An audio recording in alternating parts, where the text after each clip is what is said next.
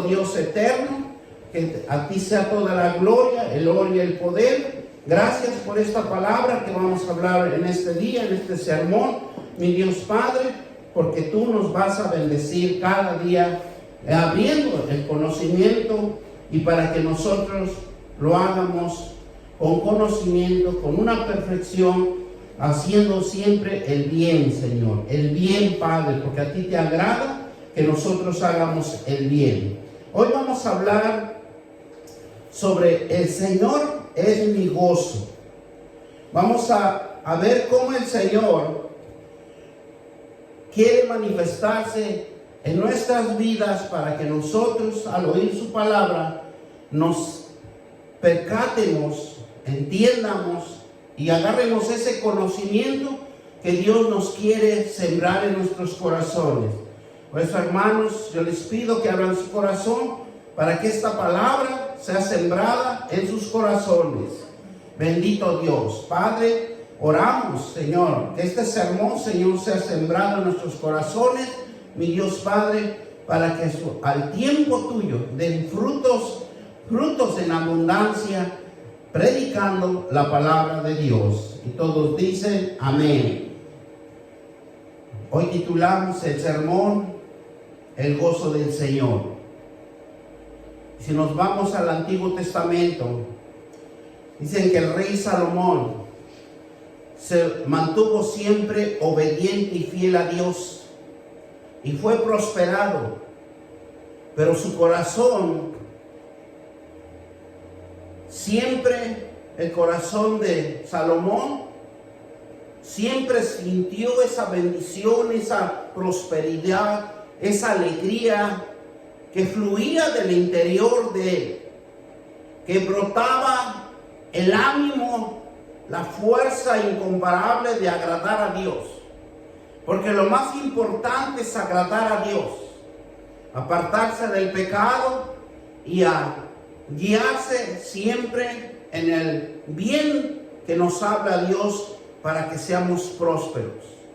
En el Antiguo Testamento el gozo se presentaba como alegría, bienestar, júbilo y deleite y regocijo y rectitud moral.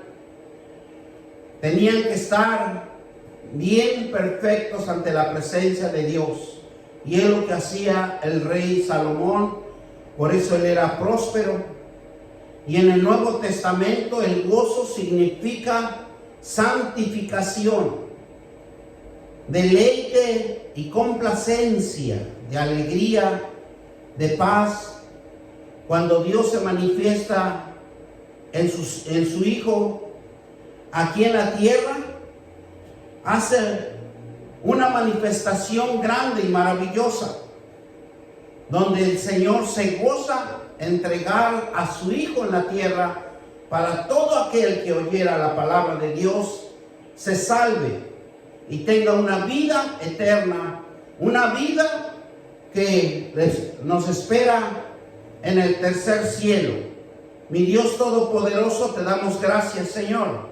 Y vamos a ir a Mateos 3, 16 y 17 para que nosotros introduzcamos este sermón en la palabra de Dios y que nos sirva como un conocimiento que debemos de ir siempre a la palabra de Dios para que crezca nuestro conocimiento, para que siempre seamos hacedores de la palabra de Dios. Miren lo que nos dice Mateo 3, 16 al 17. Y Jesús, después que fue bautizado, que dice, subió luego del agua, y he aquí de los cielos que fueron abiertos, y vio el Espíritu de Dios que descendía como paloma y venía sobre él, y una voz de los cielos que decía, este es mi Hijo amado, a quien tengo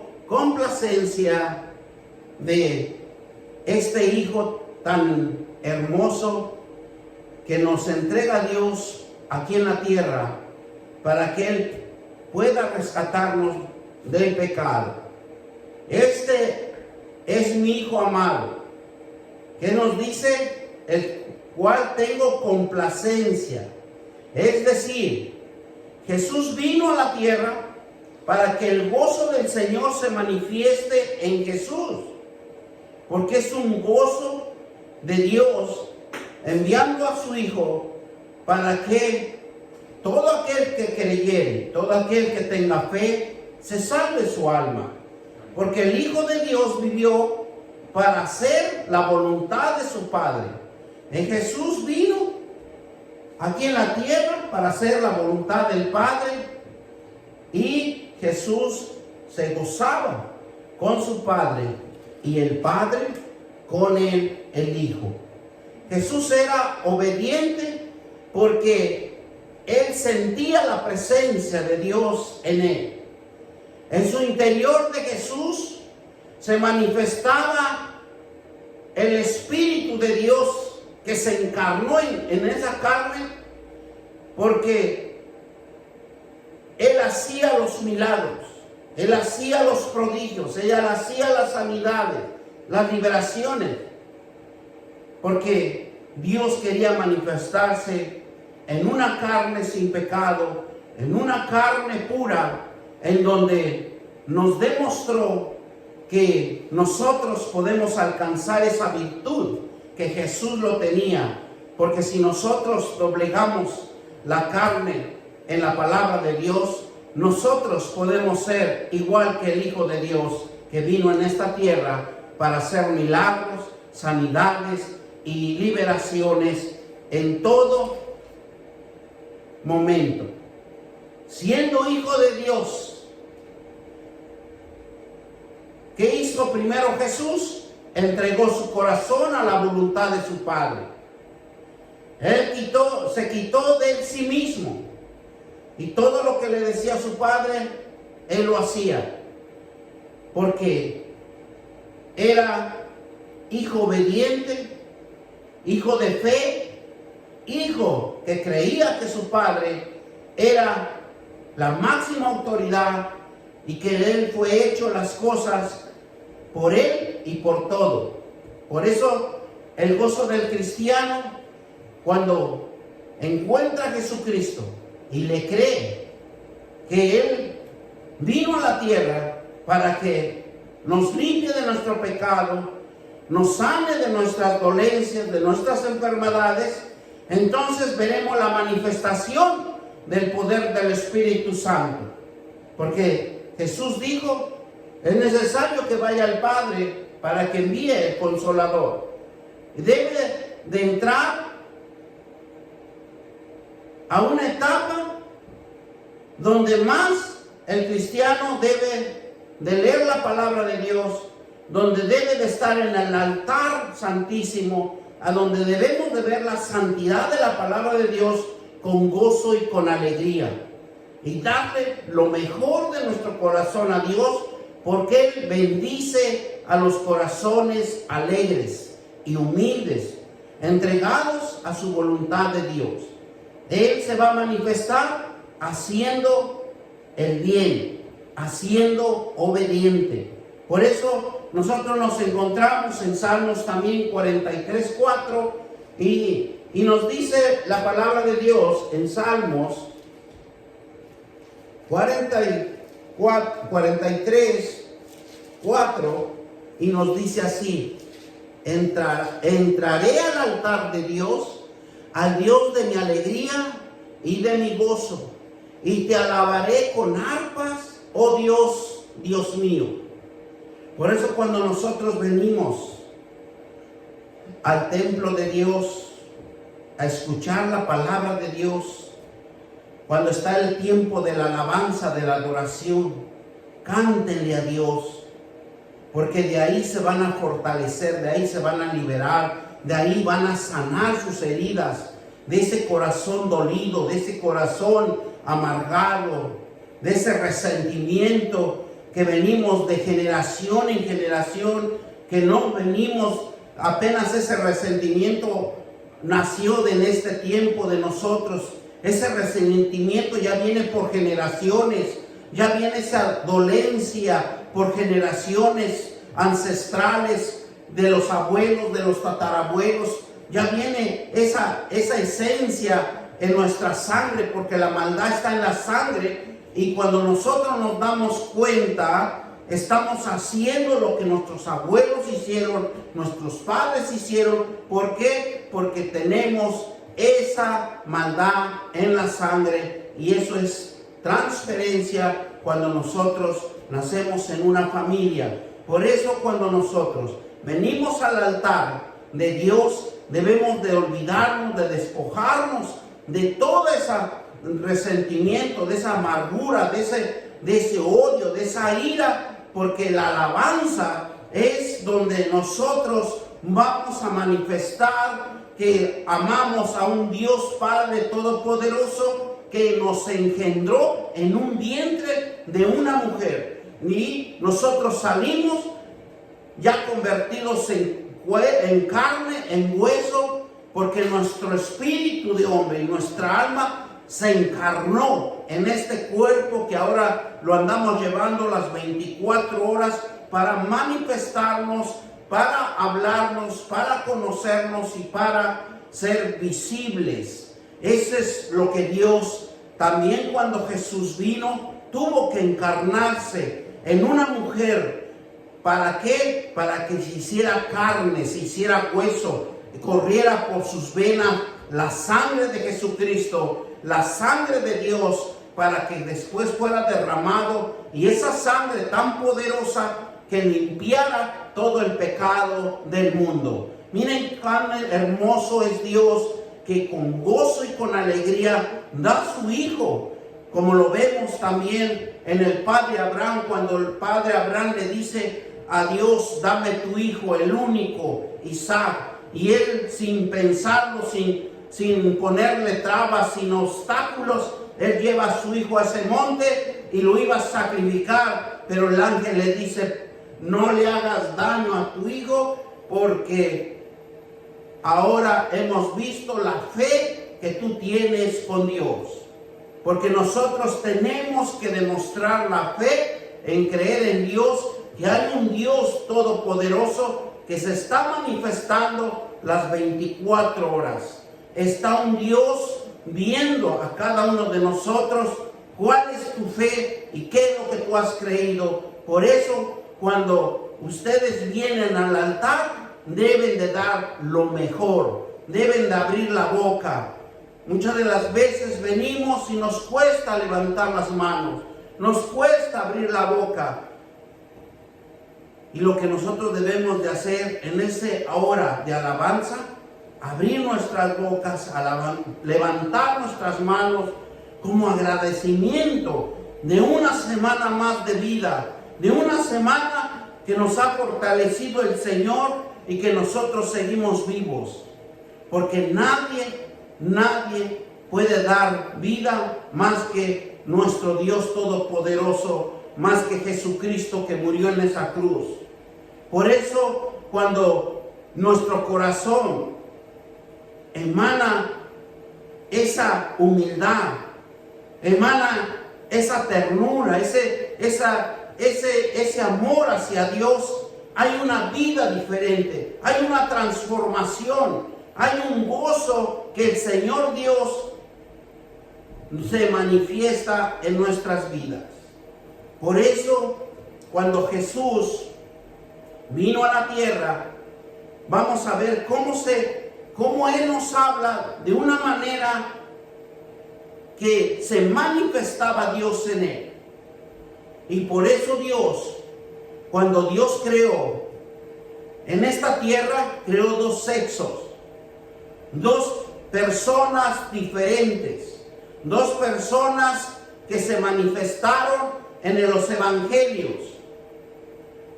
Mire, es algo tan hermoso que cuando nosotros vemos a Dios manifestándose en los evangelios con Jesucristo, en el ser humano, nos habla tres cosas importantes, tres formas o cuatro formas que nos dice Padre, Hijo, Padre, Hija, Padre, Hijo, Madre, Hija.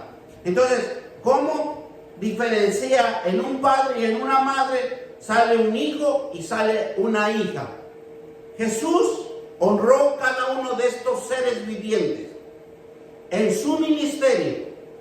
Y hoy vamos a aprender cómo un padre clama a Dios y cómo una madre clama también a Dios cuando ve estas circunstancias adversas, cuando ve estas circunstancias de enfermedad, de dolencia y de liberación. Mire, vamos al primer paso.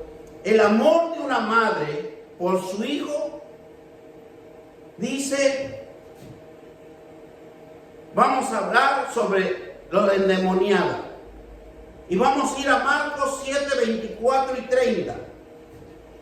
Y vamos a ver cómo esta mujer fenicia nos va a hablar y le habla a Dios, le habla a Jesús.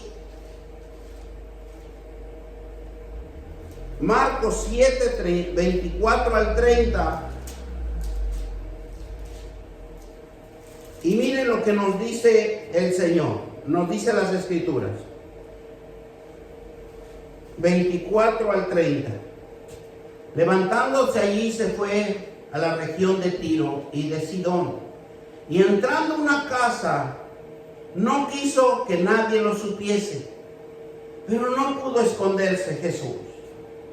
Porque una mujer cuya hija tenía un espíritu inmundo, que oyó de él y vino y se postró a sus pies. Y la mujer era griega, Sirofenicia de nación, y le rogaba que echase fuera de su hija al demonio. Pero Jesús dijo: dejar primero que se sacien los hijos, porque no está bien tomar el pan de los hijos y echarlo a los perrillos. Respondió ella y le dijo: sí, Señor, pero aún en los perrillos debajo de la mesa comen de las migajas y de los hijos. Entonces le dijo: por esta palabra, ve, el demonio ahí salió de su hija. Y cuando llegó ella a su casa, que el demonio había salido y la hija acostada en la cama. El poder que Dios hizo en un padre y en una madre tiene un poder y una autoridad cuando clama a Dios. Por eso estas 4 diferencias que estoy haciendo, de padre a hijo, de padre a hija, de madre a hijo y de madre a hija. Por eso esta griega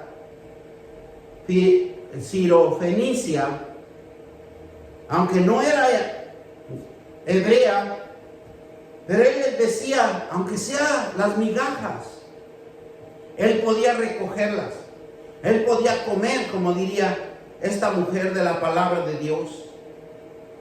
Y cuando Jesús oyó que la fe que tenía esta mujer y creía que Jesús lo iba a sanar, dice: por esta palabra, ve, el demonio ha salido de tu hija.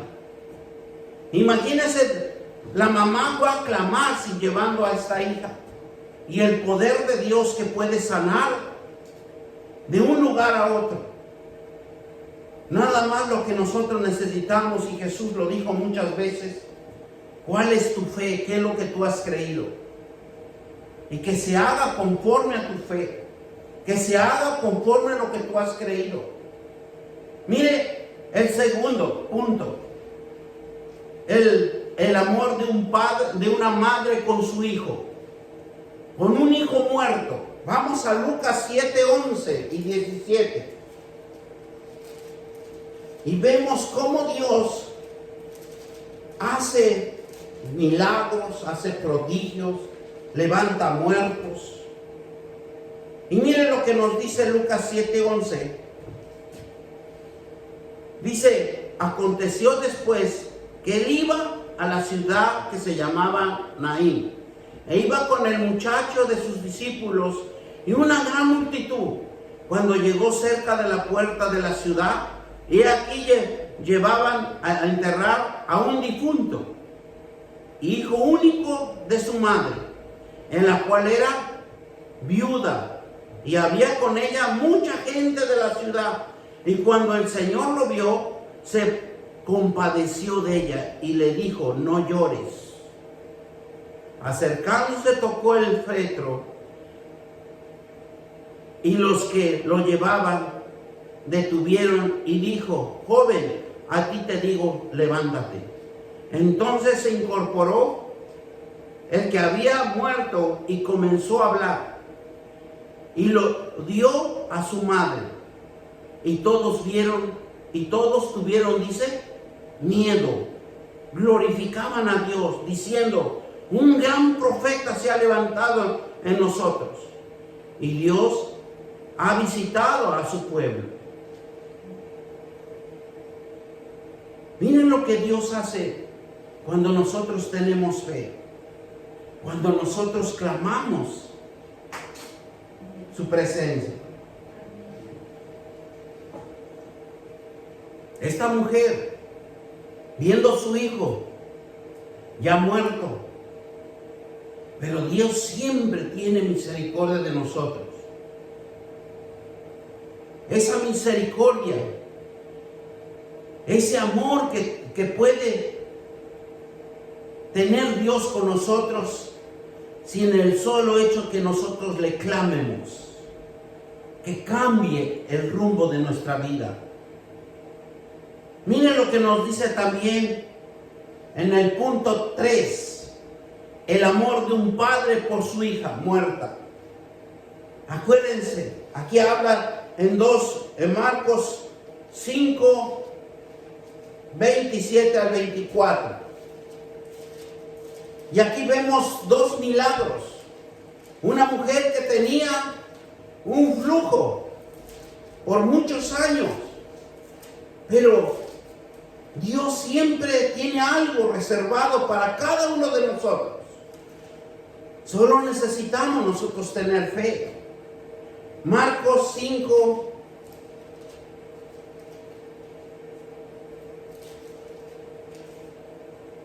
27 en adelante. Y dice la palabra de Dios de esta manera: cuando oyó hablar Jesús, es 21 al 24, perdón. Pasando otra vez Jesús en una barca, y la otra orilla se reunió alrededor de él una gran multitud, y él estaba junto al mar. Y vino uno de los principales de la sinagoga, llamando Jairo. Luego que se vio, se postró a sus pies, y le rogaban muchos, diciendo: mi hija está agonizando. Ve y pon las manos sobre ella para que sea salva y vivirá. Y fue pues con él, y le seguía una gran multitud, y le apretaban. Aquí, si seguimos leyendo, nos habla de una mujer que tuvo fe porque tenía un flujo de sangre, y también fue sanada en ese mismo momento.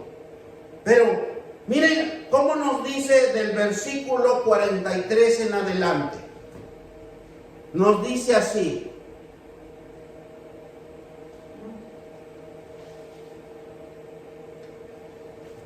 no, 37.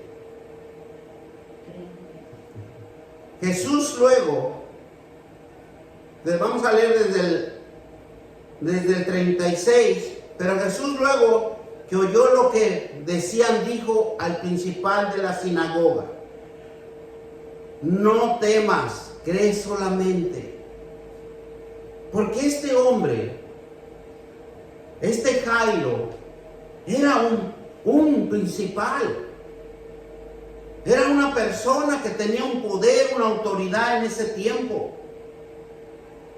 Pero Jesús, luego que oyó lo que le dijo a Jairo, le dijo al principal de la sinagoga, no temas, cree solamente. Y no permitió que le siguiera nadie, sino Pedro, Jacob y Juan, hermano de Jacob. Y vino a casa del principal de la sinagoga, y vio el alboroto y a los que lloraban, lamentaba mucho. Y entrando les dijo, ¿por qué alborotáis y lloráis? La niña no está muerta, sino duerme. Y se burlaban de él.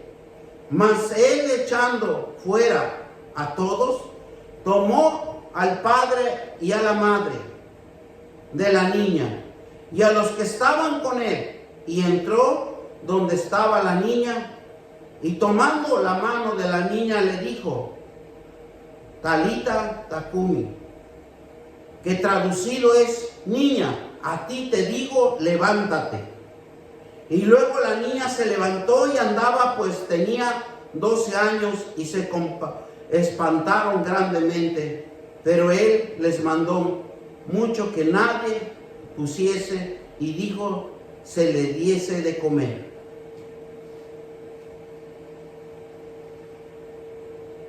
Lo que Dios puede hacer en cada uno de nosotros es solamente creerle.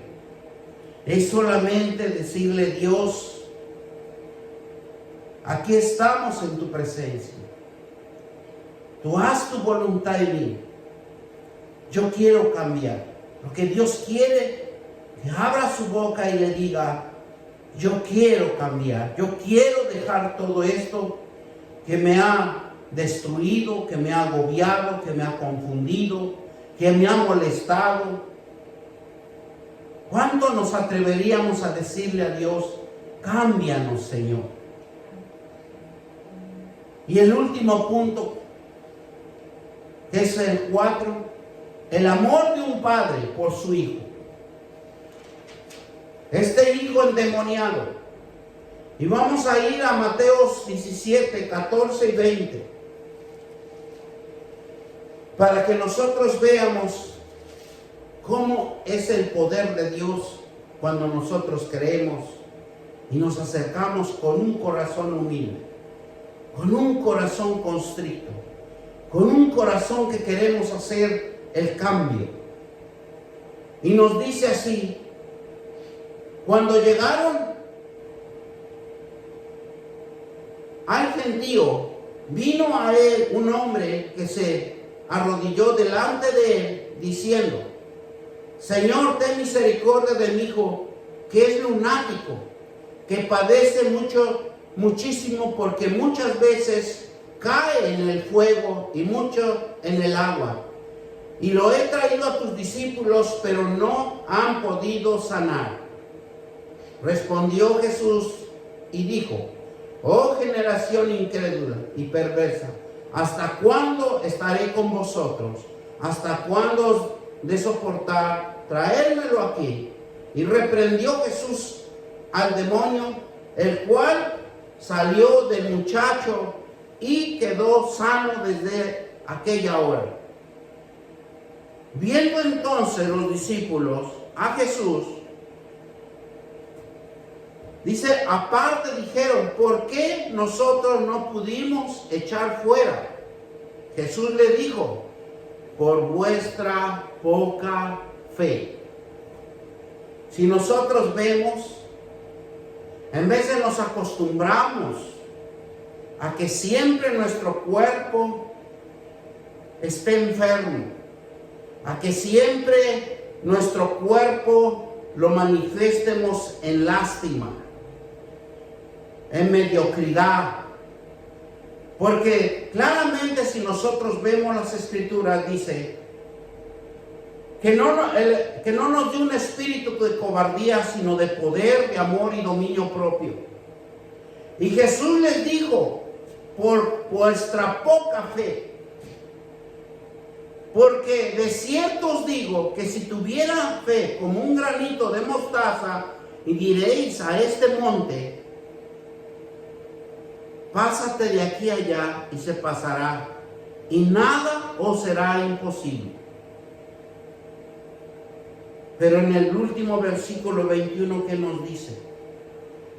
Pero este género no sale sino con oración y ayuno.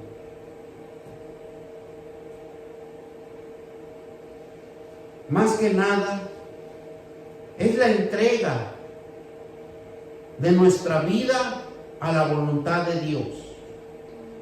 Eso es lo que va a cambiar. Sometiéndonos al conocimiento de Dios, porque ahí está nuestra sanidad, ahí está nuestra liberación. Y nosotros lo podemos ver en diferentes formas, que el avivamiento de Dios que hace al Padre y a la Madre, porque tanto el Padre como la Madre tienen autoridad y poder de clamar a Dios. Usted quiere ver una transformación en su hijo, tiene que hacer un sacrificio vivo, pero no como aquí les dice, de poca fe, de mucha fe, de ayuno y oración, para que veamos un hijo triunfante, porque ha sido atrapado, pues ya ha entrado en su cuerpo espíritus demoníacos, y solamente salen con ayuno y oración. Ese avivamiento de Dios nos los ha dado a los padres y a las madres, para que doblemos rodilla y clamemos a Él, para que Él los liberte. Jesús hablaba la palabra y sanaban a kilómetros de ahí donde Él estaba. Cuando Él llegó, esa madre, ya su hija estaba liberada de los demonios. Si nosotros tan solo creyéramos, si tan solo tengamos mucha fe, veremos la sanidad de muchas almas. Por eso el avivamiento de Dios se manifiesta en los padres y en las madres. Es para que todos vengan y puedan traer ese corazón duro, ese corazón de piedra, y cambiarlo a la voluntad de Dios, que nos va a ser un corazón de carne. Acerquémonos creyendo y teniendo fe, porque el amor de un padre hacia un hijo y el amor de una madre por su hija, clama a Dios. No es amar a nuestros hijos, idolatrarlos. No, amar a nuestros hijos es clamar a Dios, que Él enderece sus caminos, que Él que bendiga su vida. Ese es el propósito de la madre y del padre, para que clamen a Dios y sean hijos obedientes, direccionando sus vidas al bien y quitando del camino de la maldad. El Evangelio de Jesús nos enseña a tener conocimiento. Nos hace más que vencedores en Cristo Jesús, que nos fortalece. Uno de los detalles más importantes de Dios se manifiesta en la transfiguración de Jesús, porque el Padre Celestial tiene un corazón para su Hijo, y es por eso que nosotros como padres podemos clamar la bendición para nuestros hijos. La madre puede clamar la bendición para sus hijas, porque escrito está, y del nuestro, ¿qué sería? De nuestra fe, el creer. Y si lo vemos aquí, Jesús demuestra en su ministerio, aquí en la tierra, como lo podemos entender en Mateos 3:17. Nos regresamos a 3:17, porque ahí está el fundamento del Padre con los padres y las madres. Aquí podemos encontrar el propósito de Dios. ¿Y qué dijo? Eres en mi Hijo amado, al que tengo complacencia. Lo podemos ver en Lucas 22. Tú eres mi Hijo amado, en ti tengo complacencia. Lo podemos ver también en Lucas 3:22. Tú eres mi Hijo amado, en ti tengo complacencia. En esos tres evangelios los vamos a encontrar cómo Dios se manifiesta en su Hijo. Porque el Padre, cuando ama a su Hijo, no es consentirlo a que haga lo que Él quiera, sino es doblar rodillas, orar por su Hijo y clamar que la bendición de Dios Todopoderoso cambie el rumbo de su vida de cada hijo. Porque ese es nuestro propósito, ese es nuestro llamado conforme a Apocalipsis, porque somos sacerdotes y reyes. Porque el ministerio de Jesús era fundamental, que esa palabra paternal salió de la boca de Dios. Era una aprobación para que todo oído oyera el amor que tiene un padre hacia su hijo. Cuando Jesús estaba en la tierra, abrió los cielos, dice las Escrituras, y dice que se hizo como paloma el Espíritu de Dios y bajó, para que nadie lo conociera, porque nadie lo puede conocer Dios, pero se manifestó en ese poder, en el poder de que ungió a su hijo. En el momento de la transfiguración también Jesús, su padre le hace un recordatorio. Y vamos a Mateo 17, del 7 al 8, igualmente vemos cómo se manifiesta Dios en la vida de su hijo. Y eso es lo que nos habla a todos, que a los padres y a las madres clamemos por la bendición de nuestros hijos para que ellos sean prósperos, para que ellos sean bendecidos. Miren lo que nos dice Mateo 17, versículo 5. Y dice: mientras él aún hablaba, una nube de luz los cubrió.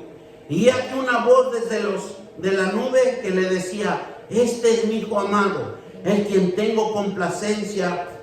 A él, que dice, oír. Al oír esto, los discípulos se postraron sobre sus rostros y tuvieron gran temor. Entonces Jesús se acercó y los tocó y dijo: levantaos y no temáis, ¿verdad? Y alzando ellos los ojos, nadie vieron sino a Jesús solo. ¿Qué nos dice Dios? Que necesitamos clamar, porque solo Dios sabe el propósito de cada uno de nosotros. Lo podemos también ver que tenemos un Dios hermoso, un Dios maravilloso. Y cuando Jesús hablaba con su Padre, es porque ya le estaba advirtiendo que iba a enfrentar una cruz, iba a enfrentar una muerte física, iba a enfrentar que iba a estar rodeado de burlones, de gente de poca fe, iba a estar rodeado por el poder de las tinieblas. Pero Dios le dice a Jesús, en medio de esa tormenta, hay tres cosas importantes que Jesús iba a pasar.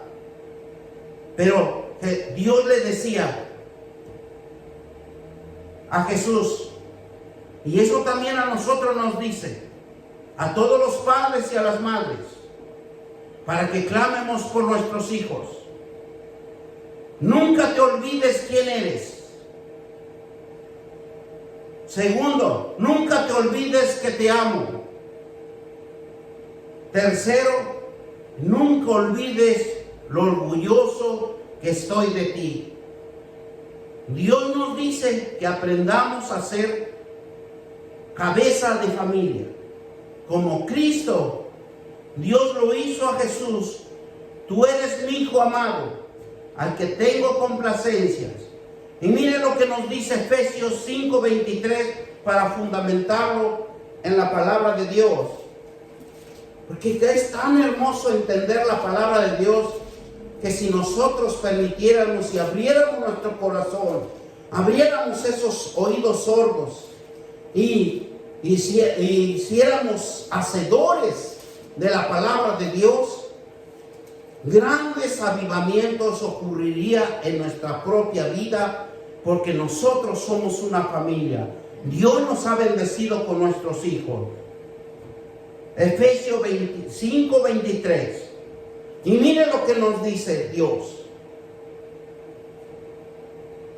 Porque el marido es cabeza de la mujer, así como Cristo es cabeza de la iglesia, cual su cuerpo, y Él es su Salvador.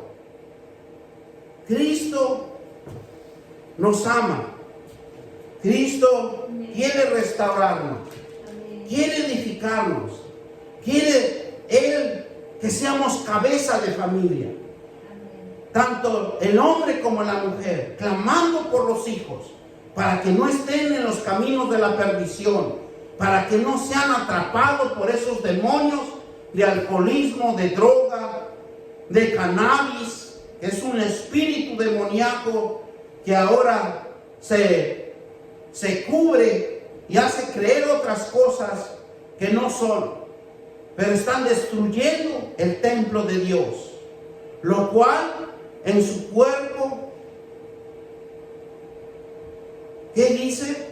Que Jesucristo, Él es el único que nos salva. Lo que Jesús y lo que Dios nos manifiesta en su palabra, que asumamos la responsabilidad, hablando con un poder particular, respaldando por una vida de acción. Miren lo que nos dice Primera de Tesalonicenses 2:11 y 12. Vamos a la palabra de Dios, porque a mí me encanta fundamentarlo para que no hagamos especulaciones y nos digan dónde está el fundamento de lo que el pastor está hablando. Todo tenemos que estar fundamentado siempre en la palabra de Dios, porque Él es el único que nos puede transformar por esa bendita palabra que Dios escribió en estas sagradas escrituras, y que nosotros podemos ser más que vencedores en Cristo Jesús, que nos fortalece. Primera de Tesalonicenses 2:11 y 12. Miren lo que nos dice la palabra de Dios. Así como también sabéis que de modo como el Padre a su Hijo, exhortábamos y consolábamos cada uno de vosotros, y os encargábamos que anduviesen como es digno de Dios, que os llamó a su reino y gloria. ¿Cuál es el propósito del padre y la madre? Exhortar a los hijos, exhortarlos con la palabra de Dios, porque Él es el único que va a hacer la obra, porque Dios es tan misericordioso y bondadoso que Él no se olvida de nadie. La visión de Dios es reflejar en nosotros, sus hijos, para dar testimonio de su palabra. Que tengan esa visión los hijos de una esperanza, de una fe, de un creer. La visión del Hijo era el plan del Padre, porque por eso mandó a Jesús. Miren lo que nos dice Hebreos 12, Hebreos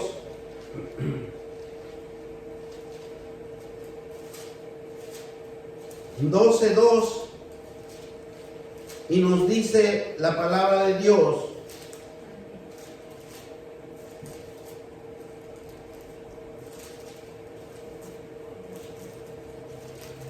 12:2 nos dice así: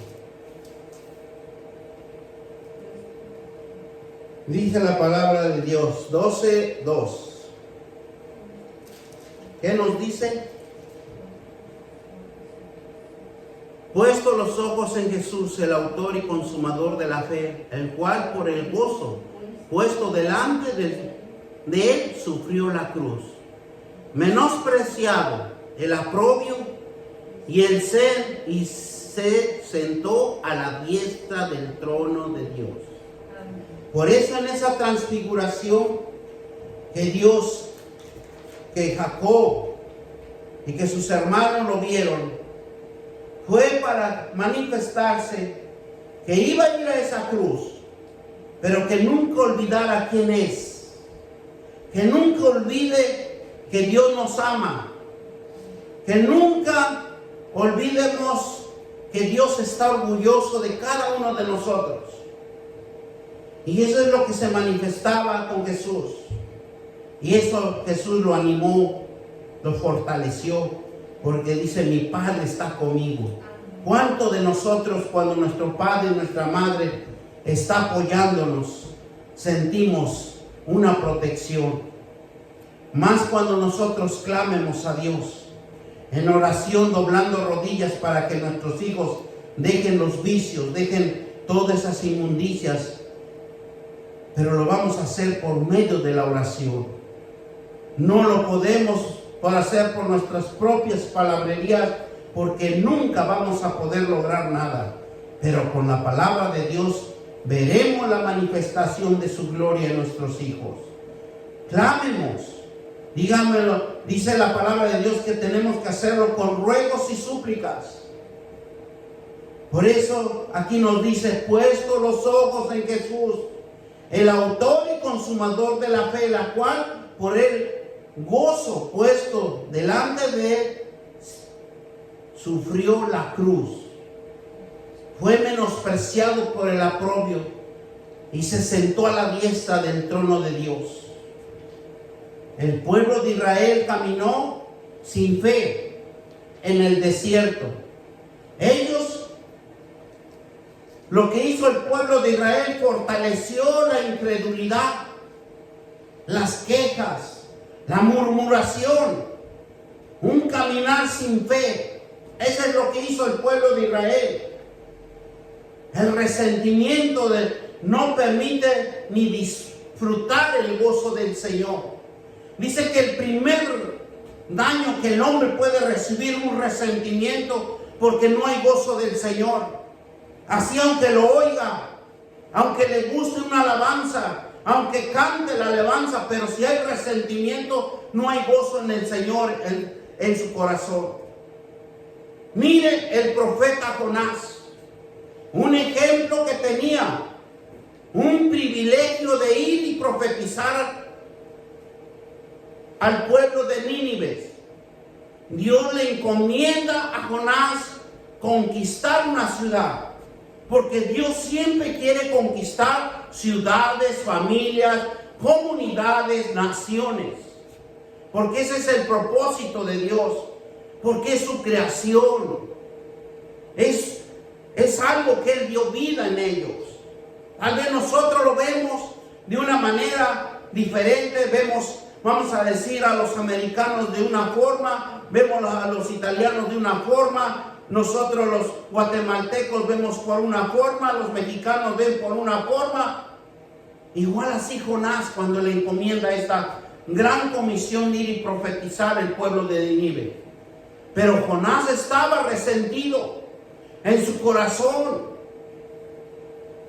Jonás era resentido, tal vez era incrédulo, se quejaba, murmuraba, caminaba sin fe, pero aún así Dios lo obligaba. Su corazón dice que en él venganza. Su corazón estaba impulsado por su orgullo espiritual de él. Jonás era un judío del pacto de las promesas, que tenía que ir y profetizar a los nínives, a los ninivitas. Los nínives era un pueblo gentil, a quienes eran detestados.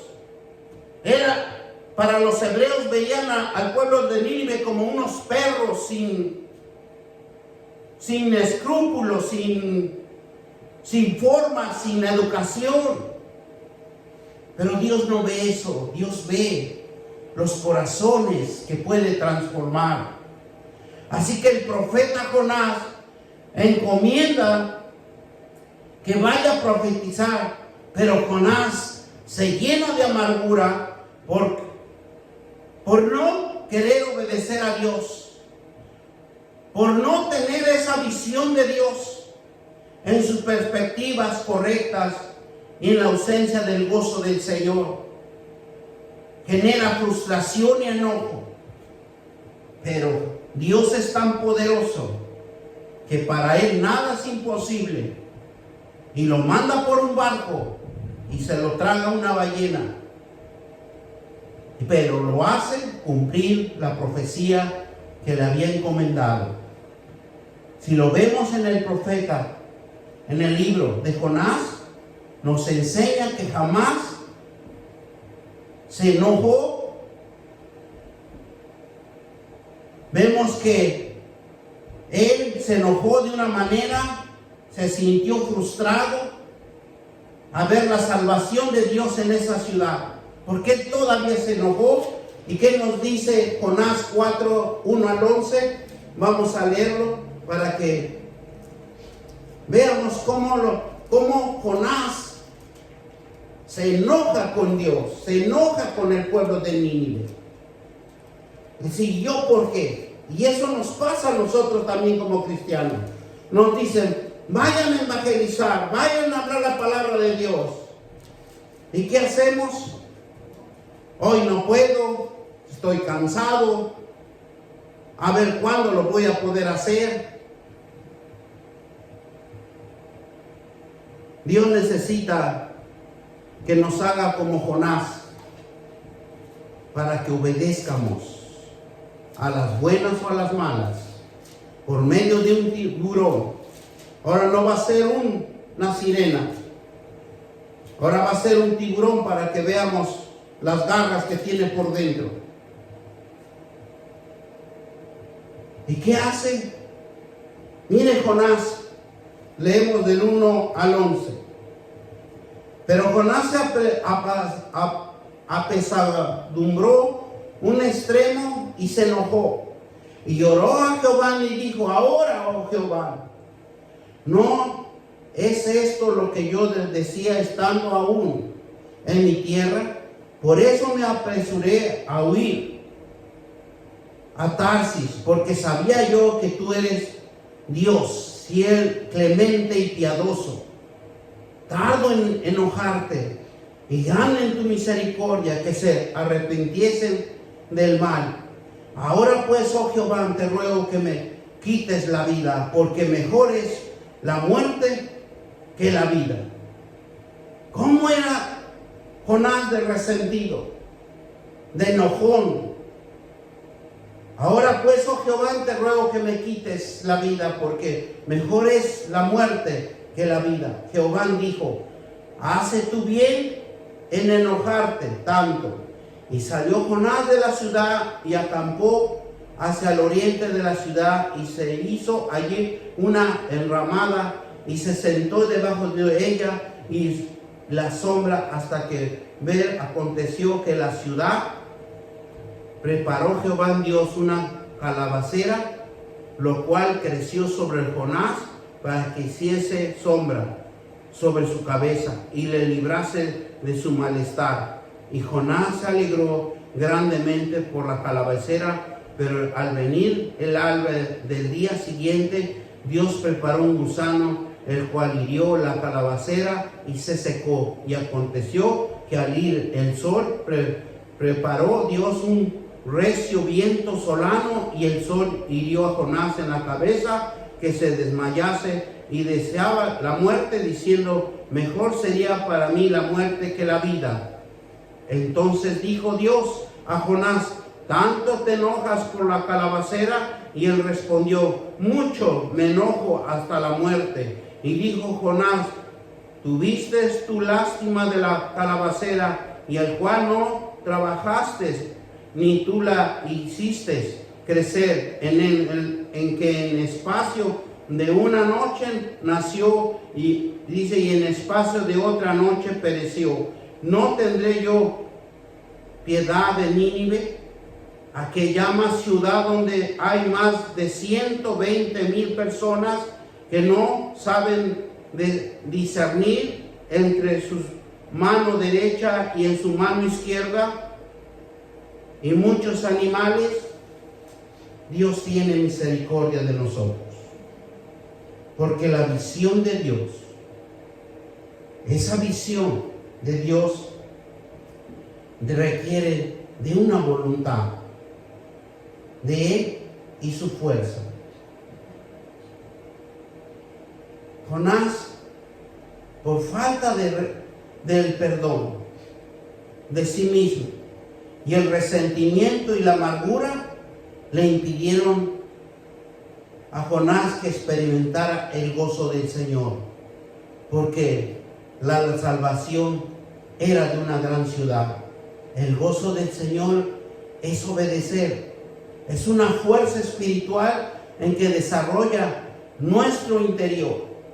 Por eso la visión de Dios requiere la voluntad de Él en su fuerza en nuestras vidas. Y mire, para terminar, vamos a Nehemías 8, de 8 al 12. Qué hermosa es la palabra de Dios, porque solamente Dios es el que nos hace recapacitar. Solo Dios nos hace entender que nosotros dependemos de Dios y no de nosotros mismos. Si Dios quiere, nos bendice. Si Dios quiere, no nos bendice por nuestro resentimiento, por nuestra amargura, por nuestro dolor y por todo lo que Él ve en cada uno de nosotros. Porque nuestra terquedad, nuestra necedad, nuestro resentimiento son los obstáculos que Dios ve en cada uno de nosotros. Oh, bendito Dios. Vemos cómo Dios nos habla para que nosotros reflexionemos y cambiemos el rumbo de nuestra vida. Miren lo que nos dice en Nehemías 8, del 8 al 12, nos dice así: leían el libro de ley de Dios claramente y ponían el sentido de modo que entendiesen la lectura. Y hasta como ahora que estamos hablando la palabra de Dios, tratamos de expresarlo, tratamos de que lo entiendan para que esa reflexión llegue a nuestra conciencia, a nuestras emociones. Y Nehemías el gobernador y el sacerdote Esdras escriba y los levitas que hacían entender al pueblo, y dijeron a todos el pueblo: día santo es a Jehová nuestro Dios. No os entristezcáis ni lloréis, porque todo el pueblo lloraba oyendo la palabra de la ley. ¿Cuántos de nosotros venimos al altar y decimos santo, gloria a Dios, y vemos llorando a los hermanos, pero salen de los atrios y vuelven a la vida cotidiana, vuelven a su necedad, a su resentimiento, y no quieren cambiar? Miren lo que les dice el 10. Luego le dijo: ir y comer grosuras y beber vino dulce y enviar porciones a los que no tienen nada preparados, porque día santo es nuestro Señor. No os entristezcáis, porque el gozo de Jehová es nuestra fuerza. Los levitas hacían callar a todo el pueblo, diciendo: callad, porque es día santo, y no entristezcáis. Y todo el pueblo fue a comer y a beber y obsequiar porciones y a gozar de grandes alegrías, porque había entendido la palabra que les había enseñado. ¿Verdad? Palabra de Dios.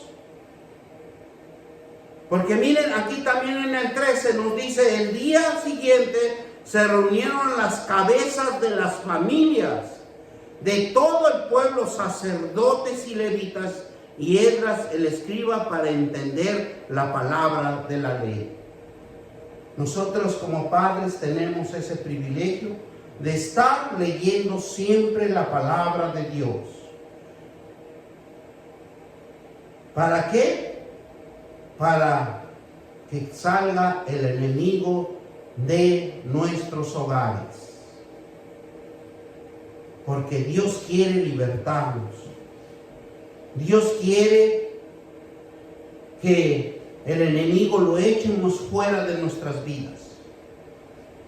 Y que nunca más tocara. Así como le dijo Jesús, sal espíritu demoníaco y nunca entres más en ese cuerpo. Porque Dios es un Dios poderoso con autoridad. Los planes de Dios, la prosperidad y la victoria y las bendiciones sobre abundancia para todo aquel que cree y tiene fe. Dios quiere que caminemos en su fuerza, porque es defensa para los que creen y tienen fe. Dios quiere caminar con nosotros, porque su fuerza es espiritual, su defensa es espiritual para todo aquel que cree y tiene fe. El gozo del Señor sostiene la adversidad de nuestras vidas. Todos tenemos adversidad, pero solo el Dios Todopoderoso nos salva de esta adversidad. Miren lo que nos dice Filipenses 4:4, y es un versículo muy pequeño, y nos dice, regocijaos en el Señor. Siempre, otra vez, dijo, regocijaos. Las Escrituras nos dice, el reino de Dios consiste en comida y bebida. No, nos dice, el reino de Dios no consiste en comida y bebida, sino en justicia, paz, gozo en el Espíritu Santo. El gozo del Señor es mi fortaleza, obedecer y fortaleciéndonos en su conocimiento, en su presencia, con un corazón humilde, constrito y humillado hacia Él, clamando de rodillas que Él es un Dios tan poderoso. Él es un Dios que nos fortalece. Es un Dios que quiere manifestarse en su vida de cada uno y hacernos hombres y mujeres, padres y madres, diferentes, a clamar a Dios siempre que esté con nosotros. Y siempre dice, nunca te abandonaré, yo siempre te voy a ayudar si tú me clamas. En el nombre poderoso de Cristo Jesús. Y todos dicen, amén, gloria a Dios.